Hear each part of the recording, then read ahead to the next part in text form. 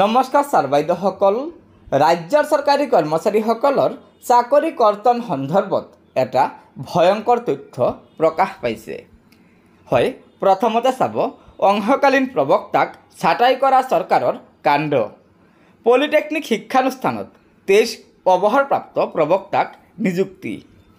2017 চনৰ পৰা যোগ্যতাৰে চাকৰি কৰি অহাৰ পিছতো 67গৰাকী অংশকালীন প্ৰবক্তাক আক্ৰোশমূলকভাৱে চৰকাৰে কৰিলে খাৰিজ। মাহে 1 লাখ টকাকৈ পাৰিতোষিক প্ৰদান কৰি অৱসৰী প্ৰবক্তাৰে শিক্ষানুষ্ঠান চলোৱা চৰকাৰৰ নীতিক লৈ ব্যাপক প্ৰতিক্ৰিয়া। ঠিকাভিত্তিক প্ৰবক্তাসকলক চাকৰিৰ পৰা ছাঁটাই কৰি অৱসৰপ্ৰাপ্ত শিক্ষকৰ জৰিয়তে ৰাজ্যৰ পলিটেকনিক শিক্ষানুষ্ঠানসমূহ চলোৱাৰ নীতি লৈছে ৰাজ্য চৰকাৰে। এনে নীতিৰেই অসম চৰকাৰৰ উচ্চ শিক্ষা বিভাগে পলিটেকনিকসমূহত নিযুক্তি প্ৰদান কৰিলে 23গৰাকীকৈ অৱসৰপ্ৰাপ্ত প্ৰবক্তাক। চলিত শৈক্ষিক ষাণ্মাসিকৰ অন্ত নপৰা পৰ্যন্ত নিযুক্তি প্ৰদান কৰি অৱসৰী প্ৰবক্তাসকলক প্ৰতি মাহে 1 লাখ টকাকৈ পাৰিতোষিক আগবঢ়োৱা হৈছে।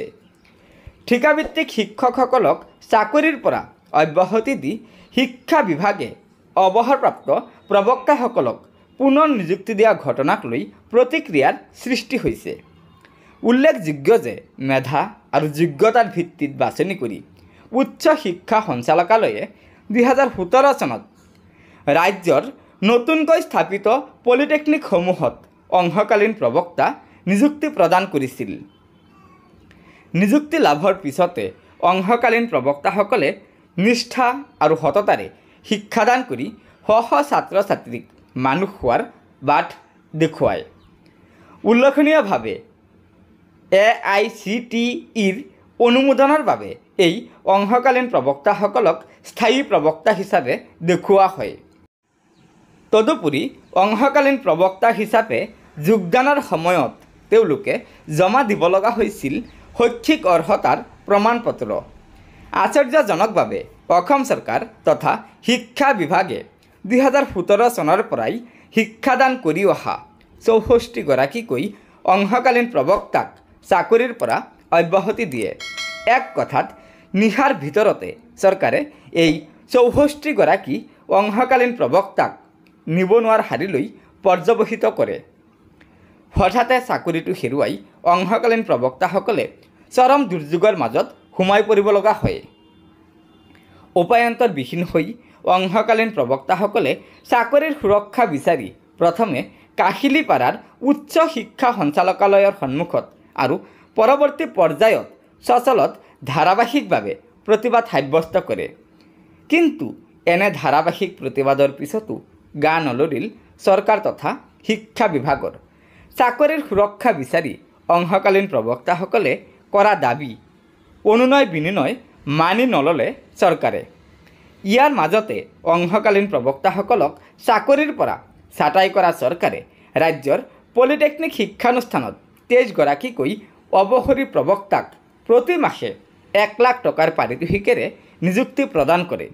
ইয়াকে লৈ চাকৰি হেৰুওৱা অংশকালীন প্ৰবক্তাসকলৰ মাজত ব্যাপক প্ৰতিক্ৰিয়াৰ সৃষ্টি হৈছে।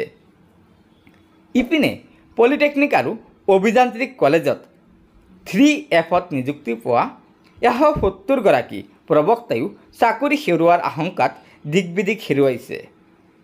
এই সন্দৰ্ভত কেইবাজনো প্ৰবক্তাই জনোৱা মতে 3Fত নিযুক্তি পোৱা প্ৰবক্তাসকলৰ পদসমূহৰ বিপৰীতে চৰকাৰে ইতিমধ্যে আৰম্ভ কৰিছে নিযুক্তি প্ৰক্ৰিয়া। এনে নিযুক্তি প্ৰক্ৰিয়াৰ জৰিয়তে 170গৰাকী প্ৰবক্তাৰ জীৱনলৈ চৰকাৰে অন্ধকাৰ নমাই অনা বুলি প্ৰবক্তাসকলে ক্ষোভ প্ৰকাশ কৰে। গতিকে ছাৰ বাইদেউসকল, এয়াই আছিল ৰাজ্যৰ চৰকাৰী কৰ্মচাৰীসকলৰ অৰ্থাৎ ঠিকাভিত্তিক কৰ্মচাৰীসকলৰ চাকৰি কৰ্তন সন্দৰ্ভত থকা আজিৰ ভয়ংকৰ খবৰ প্ৰতিদিন পেপাৰে প্ৰকাশ কৰিছে। গতিকে ছাৰ বাইদেউসকল, প্ৰতিদিন পেপাৰত প্ৰকাশ পোৱা আজিৰ এই গুৰুত্বপূৰ্ণ খবৰটো আপোনালোকৰ বন্ধুবৰ্গক শ্বেয়াৰ কৰি জনাই দিব।